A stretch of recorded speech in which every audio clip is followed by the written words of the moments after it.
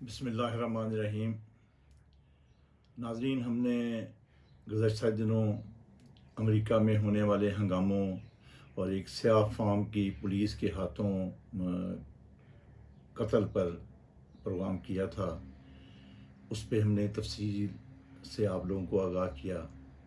اسی پر ہم آج دوبارہ اس میں جو اس کے بعد کے واقعات ہیں اور کیا ہوا ہے اس پہ ہم آج بات کریں گے.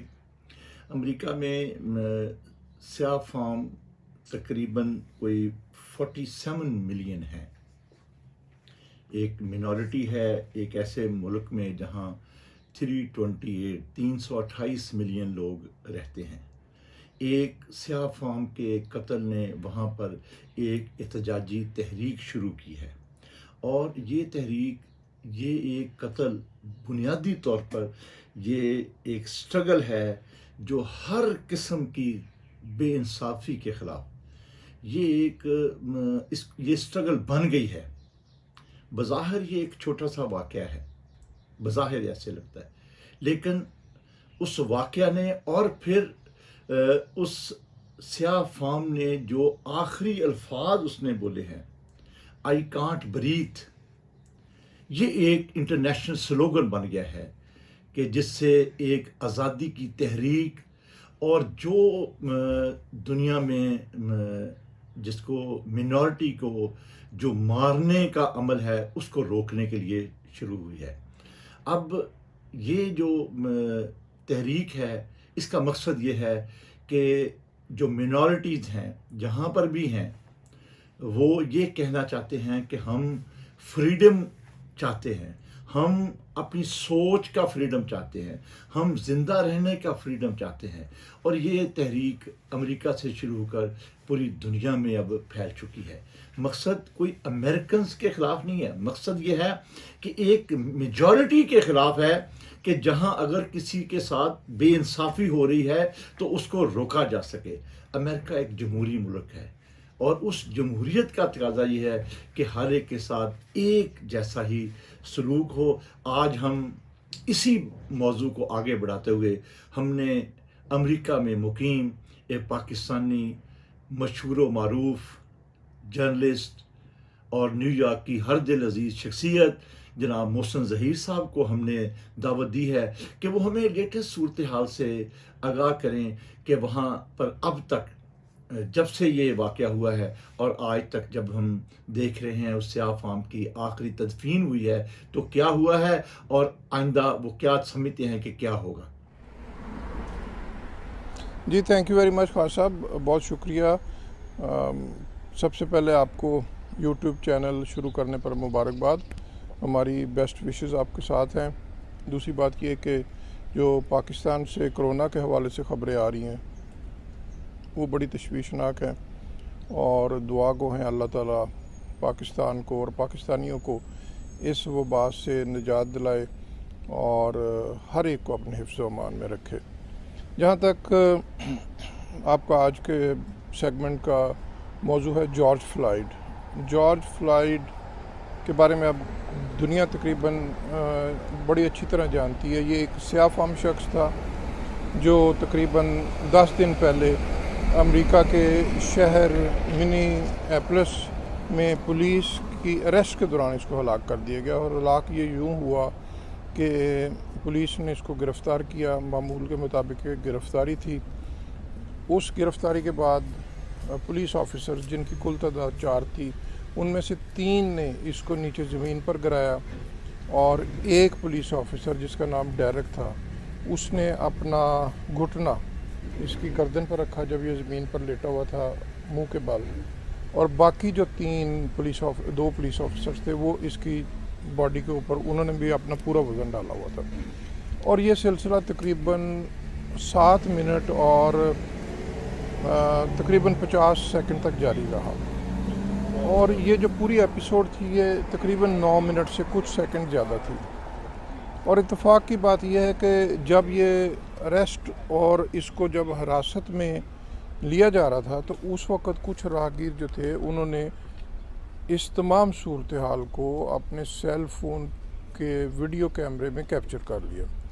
وہ ویڈیو جب وائرل ہوئی تو پھر پتہ چلا کہ کس طرح ایک شخص کو جو کہ ان آرمڈ تھا اور جس کو ہتھکڑیاں لگائی ہوئی تھیں، اس کو پولیس والوں نے حراست میں اور اپنی طاقت کے بے جا استعمال سے اس کو موت سے دوچار کر دیا، اور ایسی حالت میں کیا کہ جب وہ زمین پر لیٹا ہوا تھا اور وہ پکار رہا تھا کہ مجھے سانس نہیں آ رہا، آئی کین ناٹ بریتھ، اور یہ وہ بار بار کہہ رہا تھا، اور ایک حد تک اس نے فائٹ کی اس ساری صورتحال سے، لیکن ظاہر ہے ایک سانس جو ہے بڑا نازک معاملہ ہوتا ہے انسان کی باڈی کے اندر، تو وہ ایک حد تک فائٹ کر سکا، لیکن تقریباً 5 منٹ کے لگ بھگ وہ اس کا سانس پھر اکھڑا اور پھر وہ اس کی ڈیتھ ہو گئی۔ مین وائل، اور جب ڈیتھ بھی ہو گئی تو اس وقت بھی جو راہگیر تھے انہوں نے پولیس کے اس سارے معاملات میں مداخلت نہیں کی، وہ پولیس والوں کو کہتے رہے کہ اب چھوڑ دو، کیا تم نے اس کو مارنا ہے، کیا کرنا ہے اس کے ساتھ، لیکن وہ پولیس والے بدستور رہے۔ وہ جو پولیس آفیسر تھا ڈائریکٹ، وہ بڑے غصے کے ساتھ، بڑی طاقت کے ساتھ اس کے اوپر سوار رہا، اور جب ایک راہگیر جس کی اگر آپ 9 منٹ کی ویڈیو ہے وہ آپ نے دیکھی ہوگی، لوگوں نے بھی دیکھی ہوگی، ایک راہگیر نے پولیس والوں کی توجہ اس طرح بھی دلوانے کی کوشش کی کہ ہی از ناٹ رسپونڈنگ، کہ وہ رسپونڈ نہیں کر رہا، کہ مطلب کہ اب تو وہ ہل جل نہیں ہو رہی اس کے اندر، تو شاید ڈیتھ نہ ہوگی ہو اس کی، اس کے باوجود اس نے توجہ نہیں دی۔ حالانکہ پولیس والوں کی یہ ٹریننگ ہوتی ہے کہ انسان کو کس طرح ہینڈل کرنا ہے، کیا کیا چیزیں ہوتی ہیں، فورس کہاں پہ یوز کر سکتے ہیں اور کہاں پہ نہیں کر سکتے، لیکن وہ عجیب ایک وہاں پہ صورتحال تھی۔ تو بہرحال یہ جو اس کی ایک ڈیتھ تھی، یہ ایک بار پھر فلیش پوائنٹ بن گیا، اور فلیش پوائنٹ کیسے بنا اس کا اندازہ آپ اس بات سے لگائیں کہ امریکہ جو مارچ کے پہلے ہفتے سے کرونا وائرس وبا کی وجہ سے لاک ڈاؤن اور شٹ ڈاؤن میں تھا، لاکھوں کی تعداد 80% امریکن اپنے گھروں میں محدود تھے، امریکہ کی 50 میں سے 48 ریاستیں بند تھیں۔ ان حالات میں جب یہ واقعہ ہوا تو لوگوں نے ہر قسم کی احتیاط کو بالا طاق رکھا، ہر قسم کے جو گائیڈ لائنز تھیں ان کو پیچھے رکھا اور سڑکوں پر باہر نکل آئے، اور جب وہ سڑکوں پر باہر نکلے تو پھر آپ نے دیکھا کہ کیا صورتحال ہے امریکہ کی۔ وہ مناظر امریکہ میں ہم نے دیکھے اور پوری دنیا نے دیکھی اور آپ نے بھی دیکھے کہ جو کبھی تصور بھی نہیں کر سکتے۔ پہلے کرونا نے امریکہ کو لاک ڈاؤن کیا، اور پھر جو سیاہ فام کمیونٹی ہے وہ بڑی تعداد میں باہر نکلی اور اس نے امریکہ کو لاک ڈاؤن کر کے رکھ دیا، اور آج تقریباً 13واں دن ہے امریکہ اسی طرح لاک ڈاؤن ہے، مظاہرے مسلسل ہو رہے ہیں۔ میں نیو یارک شہر میں ہوں، میں نے نیو یارک شہر میں تصور نہیں کیا تھا کہ اس شہر میں بھی کرفیو لگ سکتا ہے، تو ہم نے اس شہر میں 6 دن کا کرفیو دیکھا، شام 8 بجے سے صبح 5 بجے تک کرفیو تھا، اور کرفیو کی وجہ بھی یہ تھی کہ مظاہرے جو تھے حکومت کے کنٹرول سے باہر ہو رہے تھے۔ ان مظاہروں میں لوٹ مار کا سلسلہ بھی ہوا، یہ بھی حقیقت تھی، لیکن اگر آپ سیاہ فام کمیونٹی سے پوچھیں تو انہوں نے کہا کہ وہ جو لوٹ مار کرنے والے لوگ ہیں وہ کوئی 1% بھی نہیں، آٹے میں نمک کے برابر بھی نہیں۔ سو کرفیو لگا، اور جب پولیس نے ایکشن لیا، لا انفورسمنٹ نے ایکشن لیا، تو وہ جو مظاہرین میں جو لوٹ مار اور شر پسند کرنے والے لوگ تھے وہ پھر یا تو پکڑے گئے یا پھر ادھر ادھر ہو گئے، لیکن مظاہروں کا سلسلہ ابھی بھی جاری ہے اور پرامن مظاہروں کا سلسلہ جاری ہے۔ اور جو بڑی خبر آپ کے شاید علم میں ہو یا میں آپ کو بتاؤں کہ جو 8 جون کو واشنگٹن ڈی سی میں مظاہرہ ہوا، اس میں سینیٹر مٹ رامنی شریک ہوئے، اور سینیٹر مٹ رامنی کا شمار امریکہ میں ریپبلکن پارٹی جو کہ اس وقت برسر اقتدار پارٹی ہے اس کے رینکنگ ممبرز میں ہوتا ہے، سابق صدارتی امیدوار ہیں۔ صدر ٹرمپ جن کا وائٹ ہاؤس ریپبلکن پارٹی سے تعلق ہے، اسی پارٹی سے ان کا بھی تعلق ہے، تو وائٹ ہاؤس کے سامنے جو مظاہرہ ہوا اس میں مٹ رامنی بھی شریک ہوئے. امریکہ میں کوئی ایک ایسا شخص نہیں کہ جو اس وقت جارج فلائیڈ کے خلاف بول رہا ہو, اور امریکہ میں آپ کو کوئی ایک شخص ایسا بھی نظر نہیں آئے گا جو ان پولیس والوں کے حق میں بول رہا ہو. وہ جو 3 پولیس والے تھے جو جارج فلائیڈ کے اوپر سوار تھے اور ایک جو ساتھ کھڑا دیکھ رہا تھا, ان چاروں پر فرد جرم عائد کر دی گئی. چاروں اریسٹ ہوئے. جو مین پولیس آفیسر تھا اس پر پہلے 3rd ڈگری تھا, اب 2nd ڈگری مرڈر کے چارجز ہیں. پہلے اس کی بیل $5 لاکھ تک سیٹ کی گئی.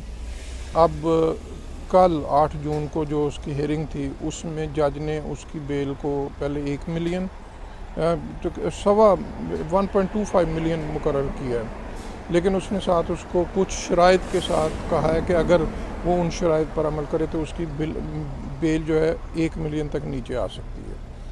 تو یہ میں نے جیسے بتایا کہ اس صورتحال نے پورے امریکہ میں ایک آگ لگائی, پورے امریکہ میں ایک نیا کرونا جیسی صورتحال پیدا کر دی. تو امریکہ میں اب یہ عام طور پر کہا جا رہا ہے کہ امریکہ کے 2 پرابلم ہیں. ایک پرابلم ہے کرونا اور دوسرا پرابلم ہے ریسزم.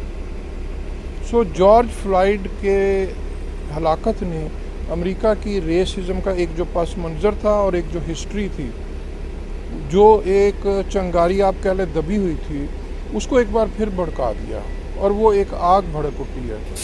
اب ایک یہ تحریک کی شکل اختیار کر گیا اور اتنی شدت سے اختیار کر گیا کہ اب جو پالیسی ساز لوگ ہیں, جو قانون ساز لوگ ہیں, جو فیصلہ ساز لوگ ہیں, وہ خود بات کرنے لگ گئے کہ امریکہ میں اصلاحات کی جائیں.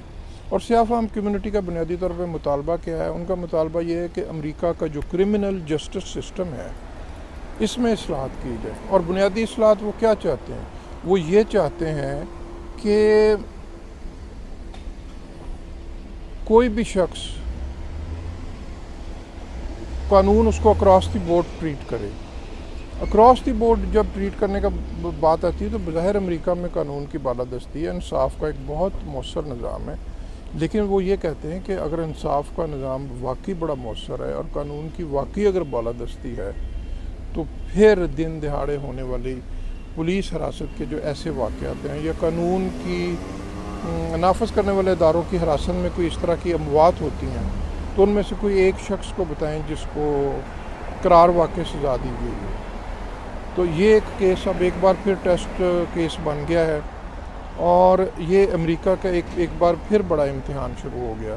تو آنے والے دنوں میں دیکھیں اس سلسلے میں کیا ڈیولپمنٹ ہوتی ہے, لیکن میں یہ سمجھتا ہوں کہ جو تحریک کچھ دبی ہوئی تھی وہ اتنی شدت سے اب دوبارہ ابھری ہے کہ, اور اگر اس کو پراپر فالو اپ کرتے رہے تو آپ آنے والے مستقبل قریب میں نہ صحیح تو کچھ تھوڑا سا آگے جا کے مستقبل میں دیکھیں گے کہ ایک بڑی کو پیش رفت ہوگی امریکہ میں کرمنل جسٹس سسٹم کے حوالے سے. جارج فلائیڈ جس کی موت منیاپولس شہر میں ہوئی جو کہ امریکی ریاست منیسوٹا کا شہر ہے, لیکن اس کی تدفین امریکی ریاست ٹیکساس کے شہر ہیوسٹن میں ہوگی. آج اس وقت جب میں آپ سے بات کر رہا ہوں تو آج اس کی تدفین جو ہے وہ ہونے جا رہی ہے. وہاں پہ بھی آج بہت بڑے مناظر ہوں گے, بڑے لوگ وہاں پہ شریک ہوں گے, اور جارج فلائیڈ آج سپرد خاک تو کر دیا جائے گا, وہ زمین کے نیچے تو چلے جائے گا, لیکن اس کی موت نے ایک تحریک کو جو زندہ کیا ہے وہ ایک زندہ تحریک جو ہے وہ اب ہمیں امریکہ میں آنے والے کچھ عرصے میں تو کم از کم مجھے یقین ہے کہ وہ آپ کو وہ ہر جگہ جارج فلائیڈ ایک تحریک کی شکل میں روم اراؤنڈ کرتا ہوا نظر آئے گا. یہ یہاں کی اپڈیٹ ہے. ناظرین, ہم نے محسن ظہیر صاحب کے جو انہوں نے انفارمیشن ہمیں دی ہے وہ ہم نے سنی ہے. تو آج ہمیں یہ احساس ہوا ہے کہ یہ جو تبدیلی کا عمل ہے وہ بڑی تیزی سے شروع ہوا ہے, کیونکہ یہ ایک بڑا کیونکہ اس عمل سے بیسیکلی سیریس تھریٹ سی امریکنز ویلیوز کی. तो उसकी वजह से भी अमेरिका के लोग बाहर आए हैं। इसमें ट्रंप की पॉलिसीज़ का भी हो सकता है, इसमें ट्रंप की जो वाइट गलबा हासिल करने की कोशिश है। ज़ाहिर है ट्रंप का जो वोट बैंक है वो वाइट हैं, और वाइट वहाँ पर 72% हैं, लेकिन नाइंसाफ़ी के साथ नहीं। सच्ची बात यह है कि वाइट भी लोग बाहर आए हैं। और आप फिर वहाँ पर एक और बात हम देखें कि जो रिपब्लिकन्स हैं, जो फॉर्मर सेक्रेटरी ख़ारजा रहे हैं, प्रेसिडेंट रहे हैं, उन्होंने ट्रंप की हमायत करने से इनकार कर दिया है। कैसी जमहूरियत है। और फिर ट्रंप का भी देखें, मुझे अच्छा लगा कि वो इन हालात में उसने जो साबिक़ सदर ओबामा हैं, जो ब्लैक हैं, उनके घर गए ताकि एक यकजहती का इजहार किया जा सके। तो मुखालफिन के पास जाना कोई बुरी बात नहीं होती। हम पाकिस्तान में भी यही तवक्को रखते हैं कि हम मुखालफिन को मुल्की मफाद में साथ चलाएं और साथ लेकर चलें।